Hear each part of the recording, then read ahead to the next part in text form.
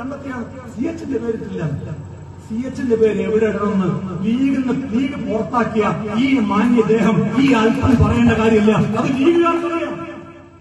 ഈ കാണുന്ന സ്ഥലത്ത് മുഴുവനും ഞങ്ങൾ ആ മനുഷ്യന്റെ പേരിൽ ഒരു സെന്റർ ഉണ്ടാക്കിയിട്ടുണ്ട്. കാരുണ്യ സ്ഥാപനം CH സെന്റർ എന്നാണ് അതിന്റെ പേര്. ലീഗിനറിയാം CH മുഹമ്മദ് സാഹിബിനെ എങ്ങനെയാണ് ആദരിക്കുന്നതെന്ന്.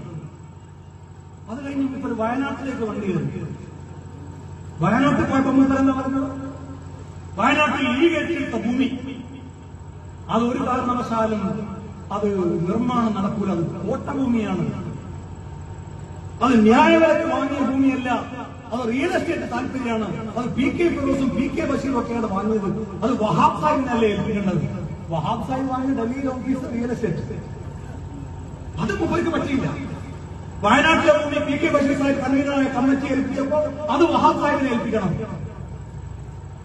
ഈ അല്പം പറയുന്നത് കേട്ടിട്ട് തീരുമാനമെടുക്കാൻ ഈ അല്പന്റെ വീട്ടിലെ കാര്യസ്ഥനല്ല ഇന്ത്യൻ യൂണിയൻ മുസ്ലിം ലീഗ് എന്ന് ഈ അല്പം ഇതെന്തായി അവസാനം വയനാട്ടിലെ ഭൂമി. ഈ മനുഷ്യൻ വയനാട്ടിൽ ദുരന്തമുണ്ടായി ഒരു കൊല്ലം കഴിഞ്ഞിട്ട് ഒരു ദിവസം പോലും ആ വയനാട്ടിലേക്ക് കയറിയിട്ടില്ല. നാട്ടിലെ സകലം മനുഷ്യന്മാർ വയനാട്ടിൽ പോയിട്ടുണ്ട്. ആ ദുരന്തമുണ്ടായ സ്ഥലത്ത് പോയിട്ടുണ്ട്. ആ മനുഷ്യരെ ചേർത്ത് പിടിക്കാൻ വേണ്ടി നോക്കിയിട്ടുണ്ട്.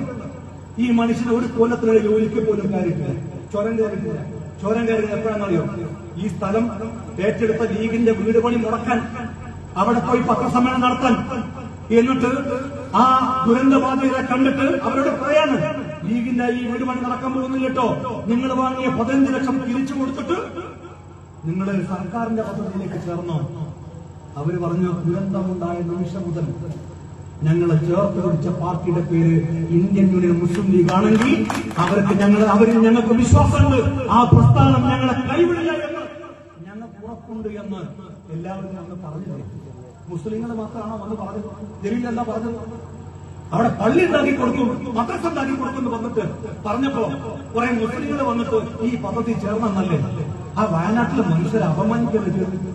പള്ളി മദ്രസ എന്നൊക്കെ കേൾക്കുമ്പോ വരുന്ന ഒരു കൂട്ടര് മാത്രമാണ് അവരെന്ന് ആക്ഷേപിക്കല്ലേ ചെയ്തത്.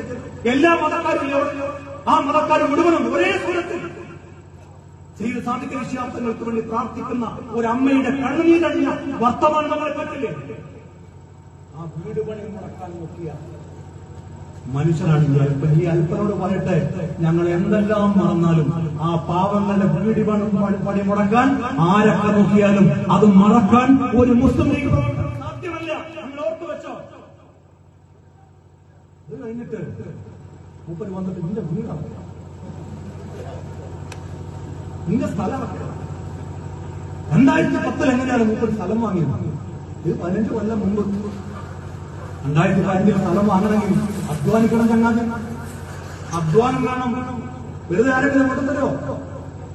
വീട് വെച്ചത് എങ്ങനെ? ഒരു കൂലിയും വേലയും ഇല്ലാത്ത ഒരാളെങ്ങനെ വീടും സ്ഥലം വാങ്ങിയതാണ് നിങ്ങളുടെ ചോദ്യം. അത് കഴിഞ്ഞ് അടുത്ത പത്രസമ്മേളനത്തിൽ മൂപ്പര് പറയുന്നത് മൂപ്പർക്ക് കൂലിയും വേലയുണ്ട്. ഈ കൂലിയും വേല എങ്ങനെ ഉണ്ടായിരുന്നു? അതിന്റെ ചോദ്യം.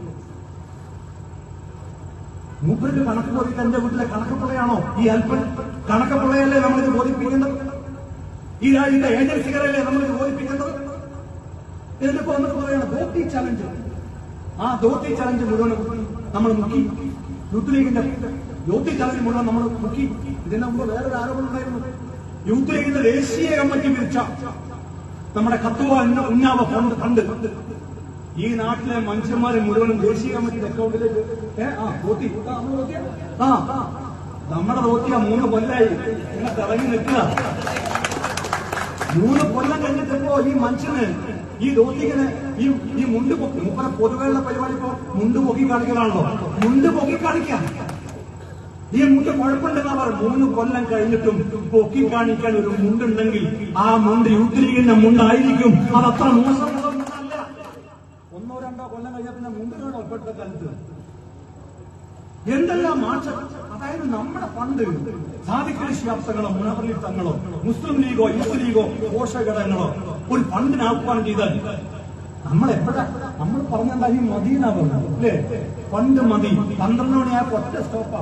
ആൾക്കാർ കൈയും കാലും പിടിച്ച് കരയാണ്. നസീറൊക്കെ വെച്ചിട്ട് 1 മിനിറ്റ് കൂടി തുറക്കുമോ? എന്നിട്ട് പൈസ തരാൻ, നമുക്ക് ഫണ്ട് തരാൻ. അങ്ങനെ ഫണ്ട് തരാൻ ഈ നാട്ടിലെ ജനങ്ങൾ തയ്യാറാണെങ്കിൽ ഈ പാർട്ടിയുടെ വിശ്വാസതയാണ്.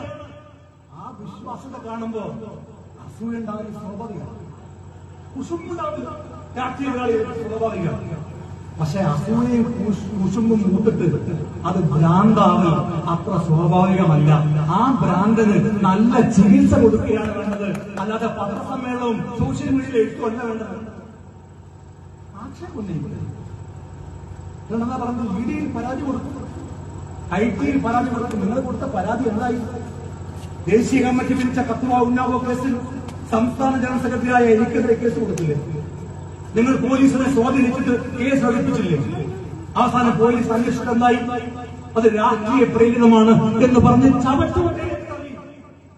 ഒരു കടുക് മണിക്കൂർ തെറ്റ് ഞാൻ എങ്ങാനും ചെയ്തിരുന്നുവെങ്കിൽ ഈ നാട് ഭരിക്കുന്ന സർക്കാർ എന്തെങ്കിലും ദയതരം എന്ന് നിങ്ങൾ ആരെങ്കിലും വിചാരിക്കുന്നുണ്ടോ?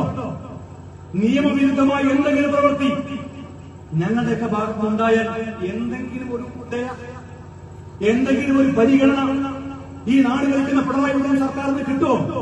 അതുകൊണ്ട് തന്നെയാണ് ഓരോ ലീഗ് പ്രവർത്തനവും ഇങ്ങനെ തല ഉയർത്തിപ്പിടിച്ചുകൊണ്ട് പറയുന്നത്, നിങ്ങൾ ഇഡിയിലല്ല, നിങ്ങൾ ഐടിയിലല്ല, നിങ്ങൾ സിബിഐക്ക് പരാതി കൊടുത്താലും ഈ രോമത്തിൽ മാത്രമല്ല ഓരോ ലീഗ് പ്രവർത്തകരുടെ ഒരു കരി മണ്ണ് പോലും വാരിടാൻ അൽഫ നിനക്കല്ല, നിന്റെ അപ്പൂപ്പന്മാര് വിചാരിച്ചാലും സാധ്യമല്ല എന്ന് അത്തരം ആളുകളെ ഓർമ്മപ്പെടുത്തിക്കൊണ്ട് വരും ദിവസങ്ങളിൽ പ്രിയപ്പെട്ടവരെ ഈ സർക്കാരിനെതിരെയുള്ള പോരാട്ടം നമുക്ക് ശക്തമായി മുന്നോട്ട് കൊണ്ടുപോകണം. ഈ പോലീസിനെതിരായ സമരങ്ങൾക്ക് നമുക്ക് നേതൃത്വം കൊടുക്കണം. ഈ നാട് ഭരിക്കുന്ന പിണറായി വിജയൻ സർക്കാരിനെ താഴെയാക്കാനുള്ള പോരാട്ടങ്ങൾക്ക് അതിശക്തമായി നമുക്ക് നേതൃത്വം കൊടുക്കണം. അതിന് ഒരുമിച്ച് നിൽക്കുക. സർവശക്തൻ അനുഗ്രഹിക്കട്ടെ. ഈ സമ്മേളനം ഉദ്ഘാടനം പ്രഖ്യാപിക്കുന്നു. അഭിവാദ്യങ്ങൾ. ജയ് മുസ്ലിം.